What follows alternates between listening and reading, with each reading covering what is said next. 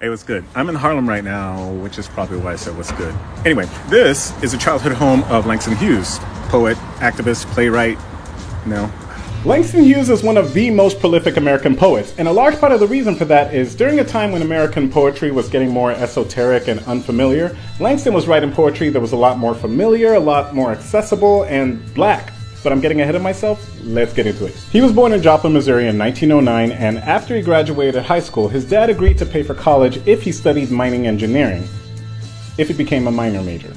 He went to Columbia University in New York, which put him a little too close to Harlem at the very beginning of the Harlem Renaissance, so between what was going on there and the racism he was dealing with at school, he dropped out after a year and essentially dropped into the Harlem Renaissance. Now, American poetry at this time had very classical forms and language that wasn't really accessible to most Americans. Mr. Hughes said that classical forms didn't support the kind of work he wanted to do, so he would combine formal poetry with African oral traditions and use forms similar to what you'd find in a Negro spiritual or an African American folk song, essentially letting the text dictate or even create whatever form was needed. He wrote about the black experience in a way that regular people could read, in rhythms that they could relate to. And he became one of the pillars of you can't even talk about the Harlem Renaissance without mentioning Langston Hughes. He also became the first black man in the US to earn a living off his writing. He was also reported to have been a closeted member of the LGBTQ community.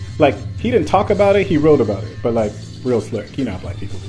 Dude wrote 16 books of poetry, 10 novels, 11 plays, 10 more nonfiction books, created jazz poetry, 8 children's books, a bunch of his songs were set to music. While dude was here, he wrote.